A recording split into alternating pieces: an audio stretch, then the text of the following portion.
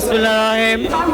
আমি চন্দনাইশ চট্টগ্রাম 14 সংসদীয় আসন থেকে আজ আমি স্বেচ্ছাসেবক দলের বড়মা ইউনিয়নের প্রতিনিধি হিসেবে আমি এখানে আছি।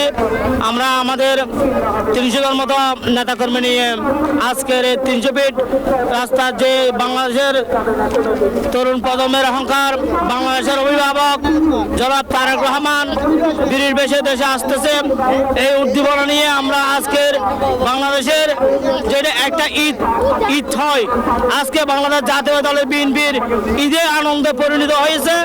এই অনুভূতি সবাইকে বলা এবং দেখার ভাষা খুঁজে পাচ্ছি না। আমরা আজকে তরুণ প্রজন্মের প্রথমে তারুণ্যের ভোটটা দিবে দারুণ শেষে এই প্রতীক নিয়ে আমরা আজকের এই সংবর্ধনা অনুষ্ঠানে 300 ফিট এয়ারপোর্ট ঢাকা এয়ারপোর্টে 300 ফিট জায়গা স্তরে আমরা আজকে সংবর্ধনা অনুষ্ঠানে আসছি।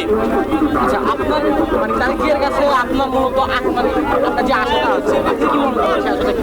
আমি আমাদের প্রিয় তারেক রহমানের নেতার কাছ থেকে একটা হাজির আশা করব, স্বাধীন সার্বভৌমত্ব রাষ্ট্রকে উন্নত বিশ্বের একটা দ্বার প্রান্তে আমাদের রাষ্ট্রকে উন্নত বিশ্বের মধ্যে দ্বার পৌঁছাবে অর্থনীতি দিয়ে এবং কর্মসংস্থান দিয়ে, যে বাংলাদেশের বিশ্বের মডেল হিসেবে একটা পরিস্থিতি করবে, সেটা আমি ব্যক্ত করতেছি।